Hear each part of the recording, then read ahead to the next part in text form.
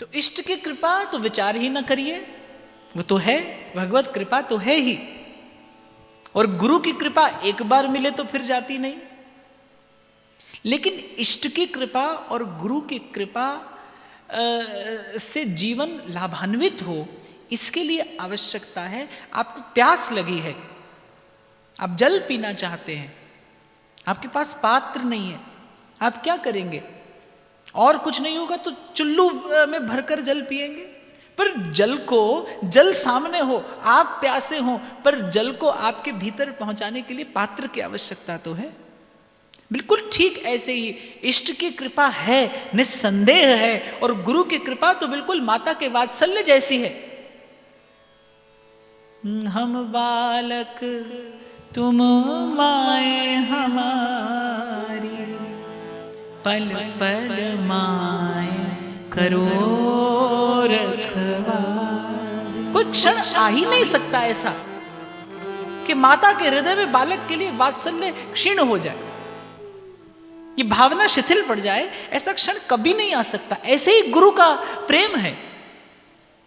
तभी सहजोबाई कहती है, हम बालक तुम माए हमारी, विषय और जाने नहीं देवो, ढुर ढुर जाऊं गह गह लेवो, निस दिन गोदी में ही राखो, इत बित और चितामन। तो इष्ट की कृपा से, और कब मिले, कैसे मिले, क्यों मिले, क्यों मिले गुरु?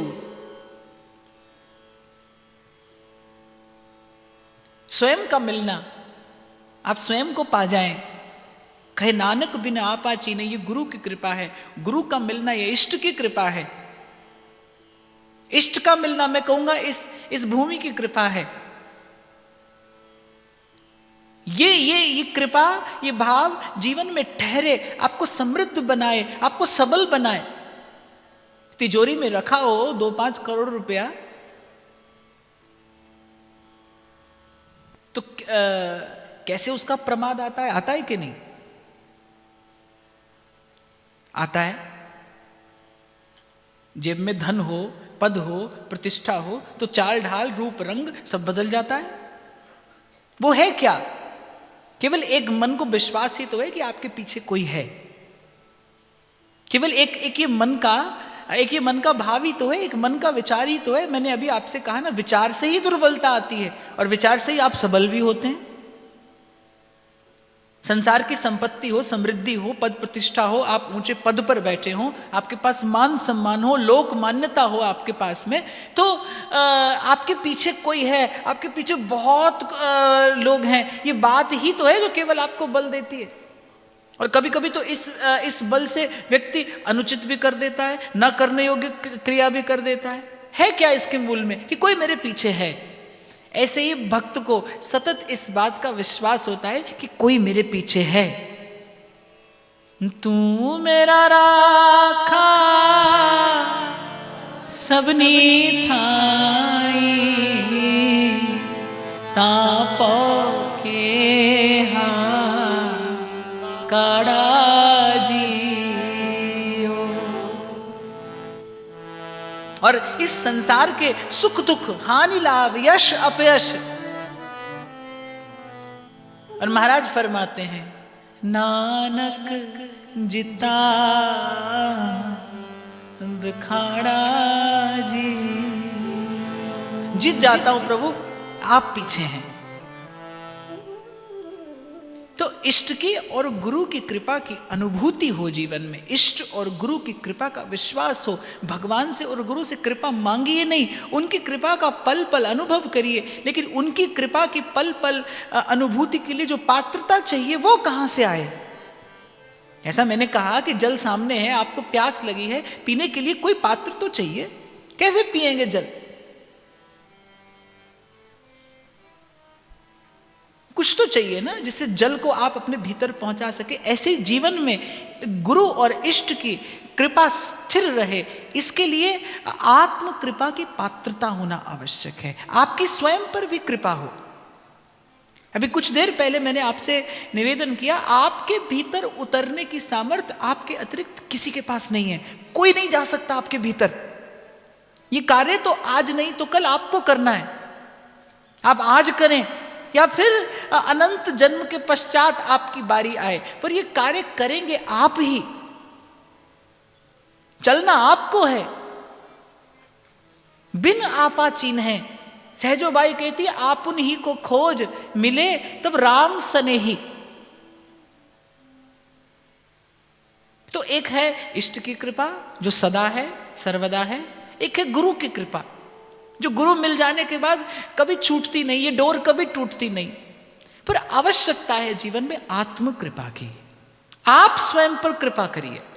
स्वामी रामसुखदास जी महाराज बहुत बल देते थे इस एक भाव पर कि आप स्वयं पर कृपा करिए। वो तो कहते थे, मैं हाथ जोड़कर आपसे निवेदन करता हूं, भगवान आपके हैं, आप भगवान के हैं, मेरी बात मान लीजिए। और जिस घड़ी आपका मन स्वीकार कर लेता है, मैंने कहा ना, सदा सर्वदा इष्ट की और गुरु की कृपा, सदा सर्वदा इष्ट और गुरु को अपने संग समझने वाला व्यक्ति कभी अनुचित कर्म नहीं करेगा। करने भी लगेगा तो रोक लेगे उसके मन की भावना, उसका हाथ।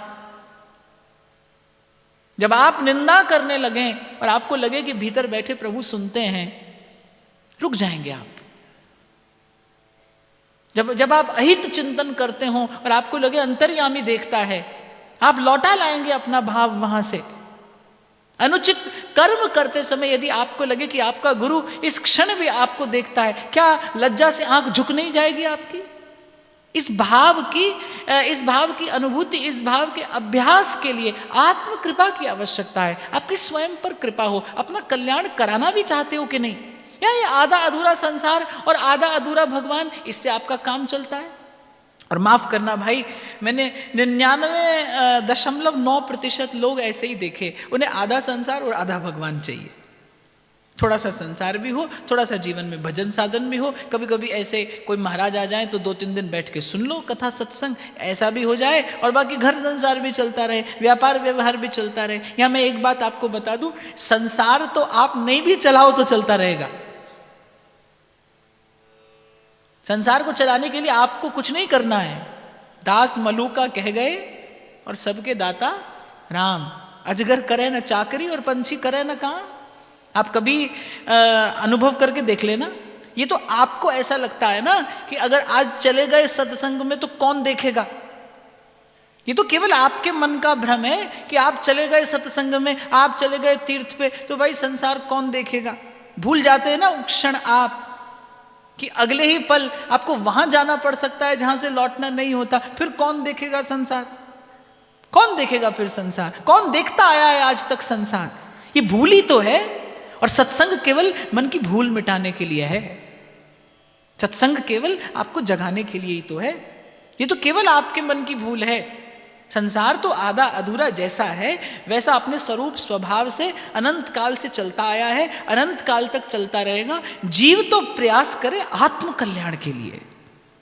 हाँ, इतना मैं आपको जरूर निवेदन कर दूं कि भगवत जो प्रभु सो लगे तज नश्वर संसार। भगवत मुदित जी लिखते हैं, भगवत जो प्रभु सो लगे तज नश्वर संसार, सब लज्जा भगवान को क्यों बिगड़े व्यवहार। अपनी बुद्धि से संसार और व्यवहार चलाने वाला व्यक्ति तो सफल होता हो असफल होता हो मैं नहीं जानता, लेकिन जो अपने इष्ट के, अपने गुरु के आश्रित होकर संसार के बाजार में भी खड़ा होकर आवाज लगाता है तो उसकी आवाज यही होती है, नानक नाम चढ़दी कला तेरे पाणे सर्वत्र। भगवान भक्त का व्यवहार भी नहीं बिगड़ने देते। लेकिन जब जीव अपने प्रयास से चलता है तो मैं तो सदा कहता हूं कि जीव यदि करता है तो फिर वो केवल दृष्टा है। जब जीव करता है तो वो केवल देखता है,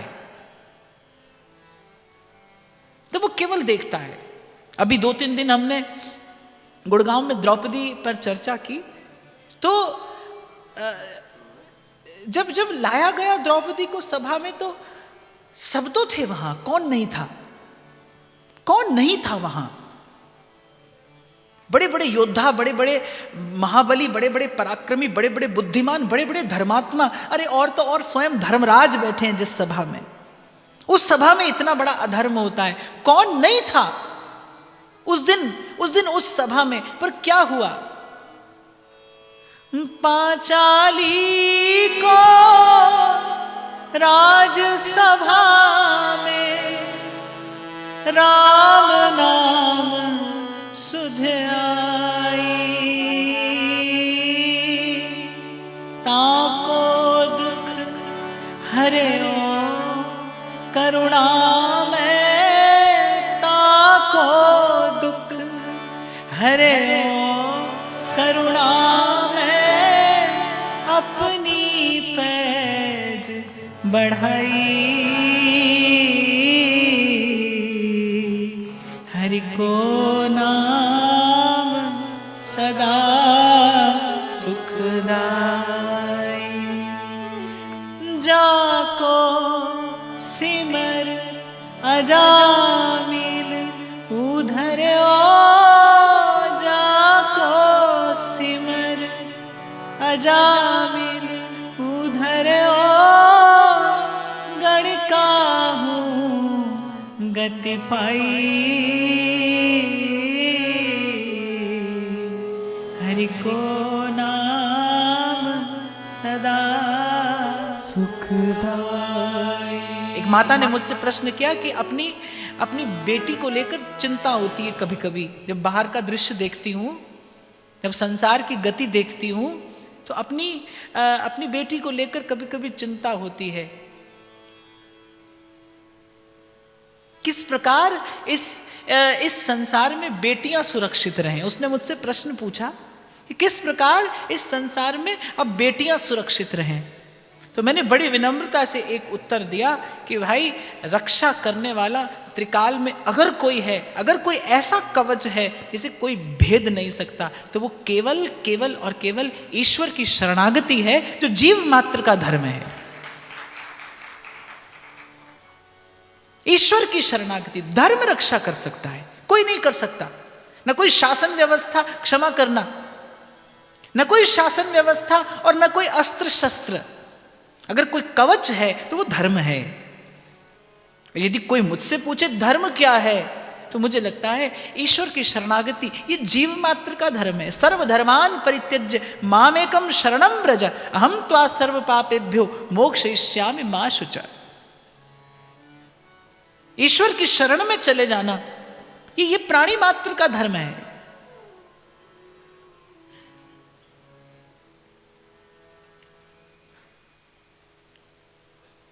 और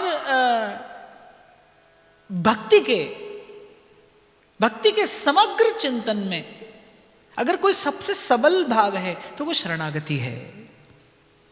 क्योंकि आत्म कृपा पर बात चल रही है कि कैसे हो आत्म कृपा, तो मुझे लगता है कि सर्वतो भावेन तैयार किया जाए अपने मन को ईश्वर की शरणागति के लिए। क्यों? क्योंकि यही आपके जीवन का एकमात्र उद्देश्य है। आपके मन को प्रबोध आप ही को देना होगा। बार बार सोया मन जगेगा नहीं। ये सोया मन जगेगा नहीं, क्योंकि इसकी निद्रा आज कल की नहीं, इसकी निद्रा जन्मों पुरानी है। एक बार में परिणाम नहीं आएगा, हो सकता है 2 बार में ना आए, और मैं तो कहता हूं हो सकता है 100 बार में भी ना आए। पर हरिसो लाग रहो मेरे भाई, और विश्वास रख के अगर व्यासपीठ की बात से आप कुछ अपने जीवन में सीख सकते हैं, पा सकते हैं, तो मैं आपको एक ही बात कहूंगा, विश्वास रखिए कि ईश्वर के शरणागत जीव का संसार भी ईश्वर बिगड़ने नहीं देता। भक्त का संसार भी नहीं बिगड़ता, उसे संसार में भी सफलता मिलती है। सारे संसार ने देखा जब जल रही थी नामदेव की झोपड़ी, सारे संसार ने देखा, अड़ोसी पड़ोसी आ गए कुटिया में लगी आग बुझाने के लिए, और नामदेव उल्टा ही उपक्रम कर रहे हैं। वो जो आधी कुटिया जिसमें आग नहीं लगी, उसका भी सामान उठाते हैं और डाल देते हैं अग्नि में। कोई पूछता है तो कहता है नामा के घर तो विट्ठल के अतिरिक्त कोई आ ही नहीं सकता, इस रूप में मेरे विट्ठल ही पधारे हैं, तो आधा ही घर क्यों स्वीकार करें, सारा ही घर उनका है। और कहते हैं कि ऐसी सुंदर छान छवाई द्वारिकाधीश ने स्वयं आकर माता रुक्मिणी के संग कि सारा गांव नामदेव से पूछने आया कि अरे नामा, ऐसी सुंदर छान किसने छवाई? कौन सा ऐसा मजदूर था जिसने इतनी सुंदर झोपड़ी तैयार करके दी? कहां से लाया बुलाकर और क्या मजदूरी ली? तो नामदेव कहते हैं हृदय की प्रीत ही मजदूरी है उसकी, वही दी जाती है तभी आता है। संसार ने देखा जब मारा पुजारियों ने नामदेव जी को मंदिर में, क्योंकि नामदेव जी विट्ठल विट्ठल कहते, जाने किस मस्ती में अपनी कटी की फेंट में जूता बांधे मंदिर में चले गए। पुजारियों का वो अभिमान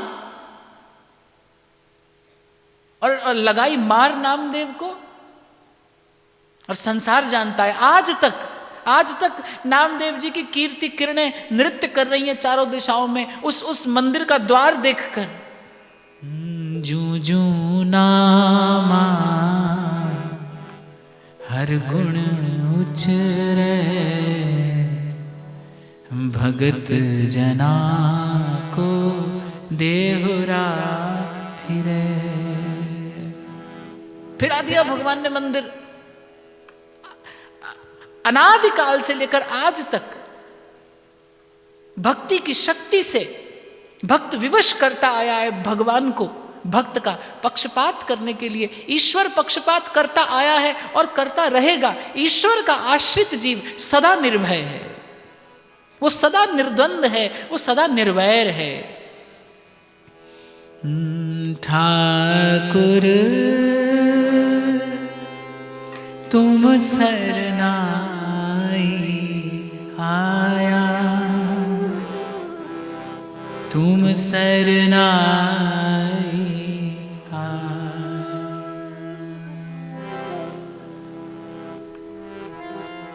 देखो भाई, मेरा ऐसा स्वभाव है, मैं चर्चा करते करते बार बार गुरु साहिब की वाणी का भी आश्रय लेता हूं, तो कोई भी अपना सिर ढके बिना यहां नहीं बैठे।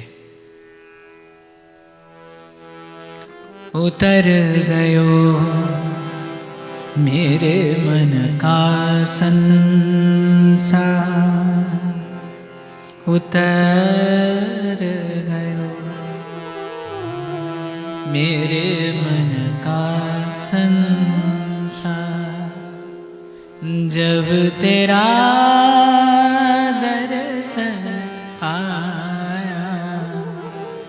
ठाकुर तुम सरनाई आया, तुम सरनाई आया। ठाकुर तुम सरनाई आया, तुम सरनाई आया। ठाकुर तुम सरनाई आया, तुम सरनाई आया। उतर गयो मेरे मन का संसार, उतर गयो मेरे मन का संसार, जब तेरा दर्शन पाया। ठाकुर तुम सरनाई आया, तुम सरनाई आया, तुम सरनाई आया। ठाकुर तुम सरनाई आया, तुम सरनाई आया। ठाकुर तुम सरनाई आया, ठाकुर तुम सरनाई आया, तुम सरनाई आया।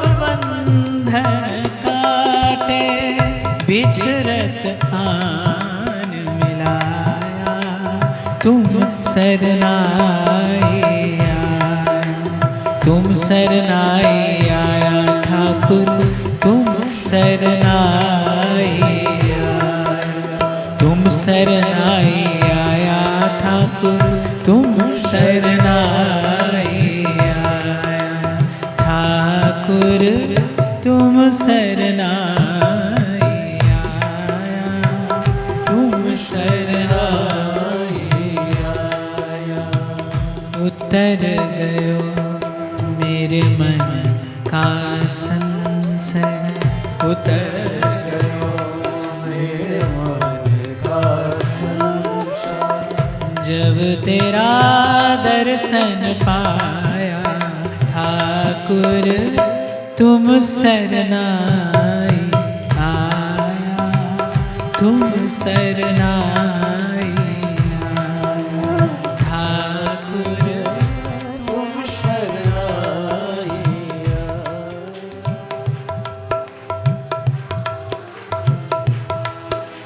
तुम शरणाई आया ठाकुर, तुम शरणाई आया,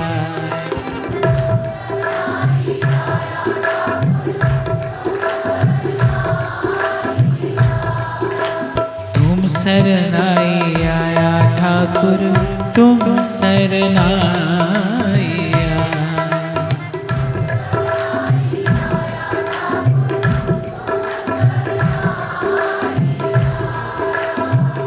कह नानक गुरु बंधन काटे, कह नानक गुरु बंधन काटे, बिछरत आन मिलाया ठाकुर, बिछरत आन मिलाया, अनबोलत मेरी बिरथा जानी, अनबोलत मेरी बिरथा जानी, अपना नाम जपाया, तुम शरणाई आया, तुम शरणाई आया ठाकुर, तुम शरणाई आया, तुम शरणाई आया ठाकुर, तुम शरणाई आया,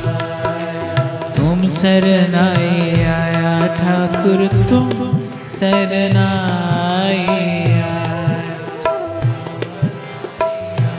ठाकुर, तुम शरणाई आया।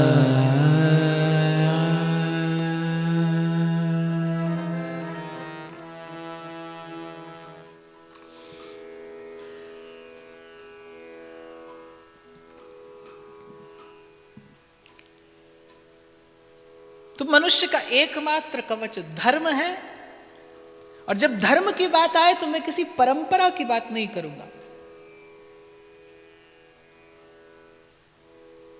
ये हिंदू, ये मुसलमान, मैं इसकी बात नहीं करता।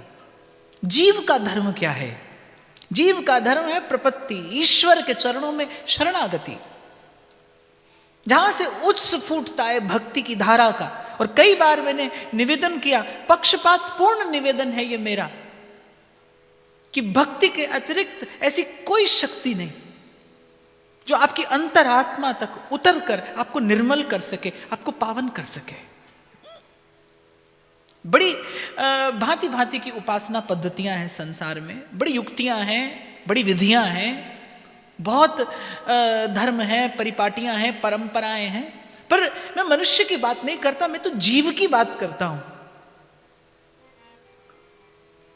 और आपके उर अंतर तक उतर कर आपको निर्मल पावन करके प्रभु के योग्य बना दे, आपको सत्य चित्त आनंद का भागीदार बना दे, ऐसी विधि भगवान की भक्ति के अतिरिक्त कोई नहीं। ईश्वर की शरणागति ये प्राणी मात्र का एकमात्र कृत कर्तव्य है, ये एकमात्र धर्म है, यूनिवर्सल रिलीजन, सदा सर्वदा सर्वत्र एक समान रूप से उपयोगी, सार्थक और सफल भी। तो हम चर्चा कर रहे हैं आत्म कृपा, स्वयं पर कृपा करिए। थोड़ा सा प्रयास आए जीवन में। और मैं फिर निवेदन करूं आपसे कि एक बार में, 2 बार में ये कार्य नहीं होगा, क्योंकि मन जन्मों का सोया है, जन्मों का सोया है और बड़ी गहरी निद्रा है। आपको मुझे खबर नहीं कि आप और मैं कितने जड़ हो चुके हैं, कितनी जड़ता, कितना प्रमाद आपके मेरे जीवन में आ गया। जब एक जागृत व्यक्ति संसार की ओर देखता है तो वो आश्चर्य में पड़ जाता है कि कैसे आप अपना जीवन हाथ से खोए चले जा रहे हैं। मैं तो कई बार व्यासपीठ से कह भी देता हूं, अरे जूते तक की भी कीमत करता है इंसान अपने, उसे अपने जूते की भी कीमत है, वो उसका भी बड़ा ध्यान रखता है। झाड़ पोंछ कर और चमका कर घर से निकलता है, जूते की भी कीमत है। और संत कहते रे मन सोया क्या करे, रे मन सोया क्या करे, जाग जपो भगवान, एक एक तव श्वास का 3 लोक नहीं दान। नाम जप ले निमाणिए जिंदे के औखे वेले कम आवे, एक एक तव श्वास का। हाँ, पर मैं आपको ये अवश्य कहूंगा कि इत व्यवहार न उत परमारथ, और बीच ही बीच तू जन्म गमायो, ऐसे न रहना। आधा अधूरा संसार, आधा अधूरा भगवान, आधी अधूरी भक्ति, आधा अधूरा मन, ऐसा जीवन ना हो। एक और हो जाइए। और जब मैं एक और होने को कहूं तो आप समझ जाएंगे मैं किस और होने के लिए कह रहा हूं, क्योंकि संसार की ओर तो आप और मैं हैं ही, वहां तो होने में क्या परिश्रम है और लाभ भी क्या है। सत्संग विचार करना तो सिखाता है ना बाप आपको। कभी कभी ऐसा होता है, नहीं देख पाता बालक अपना हानि और अपना लाभ, माता पिता उसे उसे उसे दिखाते हैं मार्ग, गुरुजन दिखाते हैं उसे मार्ग, सत्शास्त्र कभी कभी मार्ग दिखाता है, सत्संग तो मार्ग दिखाने के लिए है ही। कभी कभी नहीं देख पाते हम प्रमाद में, कभी कभी अपने ही हित और अहित का चिंतन करने में चूक जाते हैं हम, कभी कभी अपने ही जीवन का निर्णय लेने में हमसे चूक हो जाती है। तो वहां पर शास्त्रों से मार्गदर्शन लेना चाहिए, गुरुजनों के चरणों में बैठकर विचार करना सीखना चाहिए। सत्संग आपको विचार करना तो सिखाता है कि एक बात तो मान लेंगे ना आप कि भाई 2 नाव में सवार हो जाओ तो चोट लगेगी बस। हमारे यहां कहते हैं 2 करांदा प्रावणा भूखा ही रहता है, वो बेचारा भूखा ही रह जाता है। तो इत व्यवहार और न उत परमारथ, और बीच ही बीच जन्म गमायो। और मुझे लगता है इससे बड़ी तो कोई और पीड़ा ही नहीं जीवन में। जब जीवन में दुविधा हो हर पल कि यहां या वहां, एक और होने में ही कल्याण है। और जब एक और होने की बात आए तो किस और होना है, जहां पर होने में आपका हित हो, जिस और होने में आपका लाभ हो। और यतो धर्मस ततो जयः, जहां धर्म खड़ा हो, जहां धर्म खड़ा हो उसी पक्ष में जाने में लाभ है। नहीं तो विचार कर लीजिए, अगर सत्संग की कृपा से आपको विचार करना आ जाए तो आप एक क्षण संसार के पक्ष में रहने का विचार नहीं करेंगे। एक क्षण आप संसार के पक्ष में न रहें यदि आपको सत्संग की कृपा से विचार करना आ जाए। एक क्षण स्वीकार न करेंगे आप संसार के किसी भाव को, किसी संबंध को, क्योंकि आप जानेंगे, आप जान जाएंगे, आप मान जाएंगे, और मैं तो ये कहूंगा पहचान जाएंगे आप कि जगत में झूठी देखी प्रीत। और जिस सौदे में अपनी हानि होती है वो कौन करता है भाई? वो सौदा कोई नहीं करता। जिस सौदे में अपनी हानि होती दिखाई पड़े वो सौदा जानबूझकर कौन करता है? जब आपको लगे जीवन संसार को दे देने के बाद अंत में केवल हानि है, क्यों दे देंगे आप अपना मन इस संसार में? और जहां से मैंने आज चर्चा करनी आरंभ की, भाई फिर करें क्या? क्या छोड़ दें? वो भी युक्ति नहीं है। बस युक्ति संत देता है आपको। ये जो संतों के शब्द है ना, इन्हीं में कहीं ना कहीं वो मार्ग छिपा है, इन्हीं में कहीं ना कहीं वो रास्ता छिपा है, वो युक्ति, वो तकनीक, वो विद्या। वो विधि कहीं ना कहीं संतों के इन्हीं शब्दों में छिपी है।